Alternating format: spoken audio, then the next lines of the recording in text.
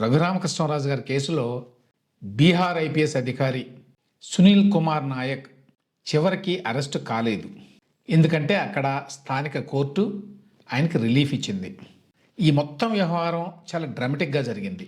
So నిన్న సోమవారం నాడు బీహార్ రాజధాని పాట్నాలో ఏం జరిగింది, ఎందుకు చివరికి ఆంధ్ర పోలీసులు ఈ సునీల్ కుమార్ నాయక్ గారిని అరెస్ట్ చేసి తీసుకురాలేకపోయారు అనేది తెలుసుకుందాం. రఘురామకృష్ణరాజు గారి కేసులో సునీల్ కుమార్ నాయక్ను కూడా నిందితుడిగా చేర్చారు. ఆయన బీహార్లో ప్రస్తుతం డిఐజీగా ఉన్నారు. ఆయన బీహార్ కేటర్కి చెందినటువంటి ఐపీఎస్ అధికారి. కానీ గతంలో జగన్మోహన్ రెడ్డి గారు ఉన్నప్పుడు ఏపీకి వచ్చి పనిచేశాడు డెప్యుటేషన్ మీద. ఆ టైంలోనే రఘురామకృష్ణరాజు గారి ఇన్సిడెంట్ జరిగింది. ఆ ఇన్సిడెంట్లో ఆయన మీద కూడా రఘురామకృష్ణరాజు గారు కంప్లైంట్ చేశారు.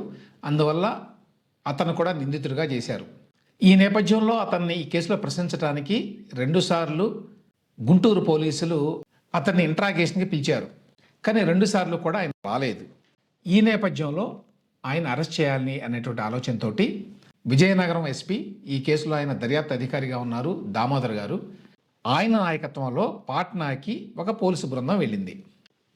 వీళ్ళు ఉదయం 5:33 పాట్నాలో శాస్త్రీయ నగర్ అనేటువంటి ఏరియాలో ఉంటున్నటువంటి ఈ సునీల్ నాయక్ గారి ఇంటికి వెళ్ళారు. వేకువజామున కాబట్టి అంతా నిశ్శబ్దంగా ఉంటుంది, ఎవరు మెలకుగా లేరు. ఆయన డిఐజీ కాబట్టి ఆయన ఇంట్లో అంటే కాంపౌండ్ లోపల చాలా సెక్యూరిటీ ఉంది. సునీల్ నాయక్ గారు ప్రస్తుతం అక్కడ ఫైర్ సర్వీసెస్ డిఐజీగా, అట్లాగే హోమ్ గార్డ్స్ డిపార్ట్మెంట్ కూడా ఆయన కింద ఉంది. సో ఫైర్ సర్వీసెస్కి చెందినటువంటి పోలీసులు లోపల గార్డ్స్గా ఉన్నారు. దామోదర్ గారి బృందం 5:33 వెళ్ళి తలుపు బాదటం ప్రారంభించిందట, బయట కాంపౌండ్ వాళ్ళు బయట ఉండేటువంటి గేట్ని. అయితే లోపల ఉన్నవాళ్ళు మరి నిద్రలో ఉన్నారో ఏమో, ఎవరో లేవలేదు, తలుపు తీయలేదు. అప్పుడు ఈ ఏపీ పోలీసు బృందంలో ఒక ఏఎస్పీ స్థాయి అధికారి కాంపౌండ్ వాల్ మీదకి ఎక్కి లోపలికి దూకి ఈ తలుపు తీశాడు. అప్పుడు లోపల ఉన్నటువంటి ఈ గార్డ్స్, అక్కడ ఉన్నటువంటి సెక్యూరిటీ వాళ్ళు లేచారు. సో వాళ్ళకి వీళ్ళకి మధ్య గొడవ అయింది. మీరు ఎందుకు వచ్చారు, ఎట్లా వచ్చారు, లోపలికి ఎట్లా వస్తారు, గోడ దూకి ఎట్లా వస్తారు అని చెప్పి వాళ్ళు సహజంగానే ప్రశ్నించారు. అయితే వీళ్ళు వివరాలు ఏమీ చెప్పకుండా మేము ఏపీ నుంచి వచ్చాం, సునీల్ కుమార్ నాయక్ గారితో మాట్లాడాలి అని చెప్పి వీళ్ళు లోపలికి వెళ్ళారట. అప్పుడే బెడ్రూమ్ నుంచి బయటకు వచ్చారట ఈ గొడవ విని సునీల్ నాయక్ గారు. వస్తే ఆయనతోటి మిమ్మల్ని ప్రశ్నించాలి మేము, ఇది కేసు పత్రాలు ఇవి అని చెప్పి ఆయనకి ఆ డాక్యుమెంట్స్ ఏవో చూపించి ఆయన బెడ్రూమ్లో కూర్చోబెట్టి ఇంట్రాగేషన్ చేయడం మొదలుపెట్టారు. ఈ లోపల అక్కడ ఉన్నటువంటి ఈ సెక్యూరిటీ గార్డ్స్ వాళ్ళ డిపార్ట్మెంట్ సీనియర్లకు చెప్పారు. సో ఫైర్ సర్వీసెస్లో ఉండేటువంటి సీనియర్ అధికారులు, అలాగే ఈ హోమ్ గార్డ్స్కి చెందినటువంటి వారు పెద్ద ఎత్తున శాస్త్రీ నగర్లో డిఐజీ గారి నివాసానికి రావడం ప్రారంభించారట. సో అక్కడ ఒక రకమైన టెన్స్ వాతావరణం నెలకొంది. ఏపీ నుంచి వెళ్ళినటువంటి పోలీసు బృందం 10 మందికి తక్కువగానే ఉన్నారు. కానీ అక్కడ స్థానిక పోలీసులు పెద్ద ఎత్తున, స్థానిక పోలీసులు అంటే ప్రధానంగా ఈ ఫైర్ సర్వీసెస్ వాళ్ళు, తర్వాత హోమ్ గార్డ్స్ వాళ్ళు పెద్ద ఎత్తున రావడం ప్రారంభించారు. ఇలా పెద్ద ఎత్తున వచ్చేటువంటి లోకల్ పోలీసు, ఆ ఫైర్ సర్వీసెస్ డిపార్ట్మెంట్ పర్సనల్ వీళ్ళంతా ఇంటి చుట్టూ ఒక దడిగా ఏర్పడి ఆయన్ని బయటికి తీసుకెళ్ళనేమో అన్నట్టుగా మాట్లాడారట. దాంతో ఈ ఏపీ పోలీసులు స్థానిక పోలీస్ స్టేషన్కి కబురు పెట్టారు, శాస్త్రీ నగర్ పోలీస్ స్టేషన్కి. అక్కడి నుంచి పోలీసులు వచ్చారు. ఇక్కడ ఒక పాయింట్ ఏమిటంటే, జనరల్గా వేరే రాష్ట్రానికి వెళ్ళి ఎవరినైనా అరెస్ట్ చేయాలి అంటే స్థానిక పోలీసులకి ఇన్ఫామ్ చేయాలి ముందుగా. కానీ జనరల్గా ఈ మధ్యకాలంలో ఎవరు అట్లా చేయడం వల్ల, ఇన్ఫ్యాక్ట్ రఘురామకృష్ణరాజు గారిని హైదరాబాద్లో అరెస్ట్ చేసినప్పుడు స్థానిక పోలీసులకి ముందుగా ఇన్ఫామ్ చేయాల. తర్వాత రఘురామకృష్ణరాజు గారి సెక్యూరిటీ వాళ్ళు ఇన్ఫామ్ చేసినా కూడా వాళ్ళేమో అడ్డుకోవాలా. ఎందుకంటే అప్పుడు కేసీఆర్ గారికి, జగన్మోహన్ రెడ్డి గారికి మంచి బంధం ఉన్నది కాబట్టి చాలా ఈజీగా అయిపోయింది అప్పుడు.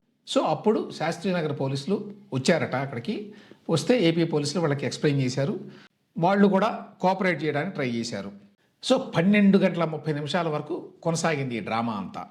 12:30 సునీల్ కుమార్ నాయక్ గారిని మేము అదుపులోకి తీసుకుంటామని చెప్పి ఆయన్ని లోకల్ గవర్నమెంట్ హాస్పిటల్కి తీసుకెళ్లారు మెడికల్ ఎగ్జామినేషన్ కోసం.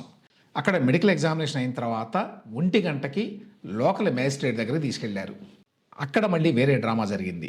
ఏం జరిగిందంటే, అక్కడికి పెద్ద ఎత్తున ఈ స్థానిక పోలీసులు, అంటే సునీల్ నాయక్ గారి డిపార్ట్మెంట్స్కి చెందిన వాళ్ళు, అదేవిధంగా చాలామంది లాయర్లు గుమిగూడారట.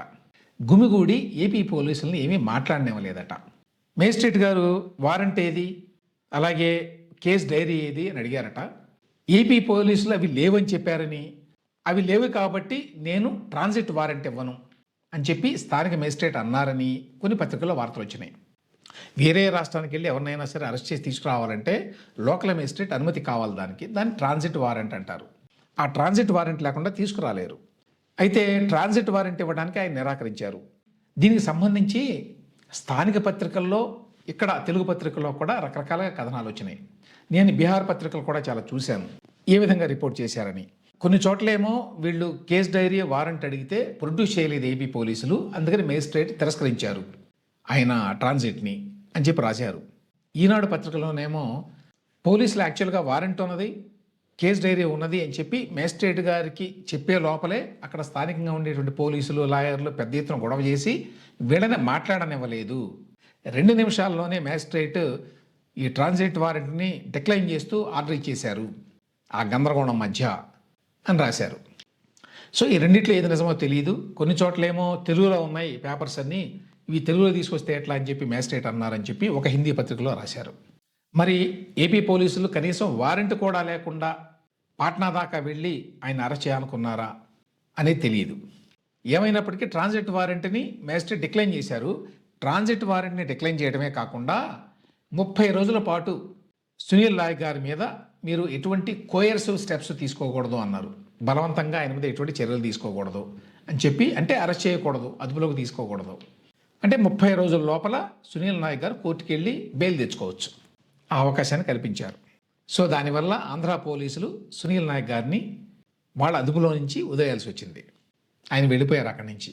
యాక్చువల్గా నిన్న కొన్ని పత్రికల్లో, ఈవెన్ హిందీ పత్రికల్లో కూడా, నవభారత్ టైమ్స్ లాంటి పత్రికల్లో కూడా బీహార్ హైకోర్టు నుంచి స్టే వచ్చింది ఆయన అరెస్ట్ మీద అని చెప్పి రాశారు. లోకల్ తెలుగు ఛానల్స్ కూడా కొన్ని ఆ విషయాన్ని ప్రసారం చేసినాయి, కానీ అది కరెక్ట్ కాదు. లోకల్ మేజిస్ట్రేటే ట్రాన్సిట్ వారెంట్ని ఇవ్వడానికి డిక్లైన్ చేశారు. 30 రోజుల పాటు అరెస్ట్ చేయడానికి వీల్లేదు అని ఆర్డర్ కూడా ఇచ్చారు. సో ఇప్పుడేం జరుగుతుందంటే ఏపీ పోలీసులు అక్కడ మేజిస్ట్రేట్ ఆర్డర్ కోసం వెయిట్ చేస్తున్నారట. ఇది జరిగేసరికి నిన్న సాయంత్రం 6:30 అయింది. సో నిన్న మరి లేట్ నైట్ ఆర్డర్ వచ్చిందో లేకపోతే వాళ్ళ మార్నింగ్ తీసుకుంటారు. ఆర్డర్ తీసుకొని దాని మీద పాట్నా హైకోర్టుకు వెళ్ళాలని చెప్పి ఏపీ పోలీసులు అనుకుంటున్నారు అనేది సమాచారం. పాట్నా హైకోర్టులో ఏపీ పోలీసులకి రిలీఫ్ వచ్చేటువంటి అవకాశం అయితే ఉంది. ఎందుకంటే ఒక కేసులో ఆయన నిందితుడు కాబట్టి, ఆయన్ని ఇంట్రాగేషన్కి పిలిచినా రాలేదు కాబట్టి ఆయన అరెస్ట్ చేసి తీసుకెళ్తున్నాం అని చెప్పి వాదిస్తే ఏపీ పోలీసులు దాన్ని బహుశా పాట్నా హైకోర్టు తిరస్కరించేటువంటి అవకాశం లేదు. మొత్తానికి సునీల్ నాయక్ గారు స్థానబలం చేత అరెస్ట్ కాకుండా తప్పించుకోగలిగారు. అదే టైంలో ఏపీ పోలీసులు సరైన ప్రిపరేషన్ లేకుండా, అన్ని ముందు జాగ్రత్తలు తీసుకోకుండా పాట్నా వెళ్ళారా ఒక సీనియర్ ఐపీఎస్ అధికారిని అరెస్ట్ చేయడానికి అనే ప్రశ్నలు కూడా ఉన్నాయి. ఈలోగా సునీల్ నాయక్ గారు ఎక్స్లో ఒక పోస్ట్ పెట్టారు. ఏమిటి, నేను ఎస్టీని అయినందువల్లే నా మీద కక్ష తీర్చుకుంటున్నారు అని. చాలా ఫెమిలియర్ ఆర్గ్యుమెంట్ అనిపిస్తుంది ఎవరికైనా. ఎవరి మీదైనా కేసు పెట్టినప్పుడు వాళ్ళ కులము, మతము, మరొకటో తీసుకొస్తారు. ఆ విధంగా తీసుకొచ్చారు ఆయన కూడా. ఆయన వాదన ఏంటంటే, గతంలో కేసు పెట్టినప్పుడు నా పేరు లేదు ఫస్ట్ ఎఫ్ఐఆర్లో, తర్వాత ఉన్నదే అని. ఆయన తరఫు లాయర్ కూడా అదే మాట్లాడాడు అక్కడ పాట్నాలో, ఆయన పేరు లేదు తర్వాత చేర్చారు అని. కానీ ఈ అరెస్ట్ ప్రయత్నం ఫెయిల్ అయినటువంటి నేపథ్యంలో ఇప్పుడు ఏపీ పోలీసులు ఏ విధంగా ముందుకెళ్తారు అనేది చూడాలి.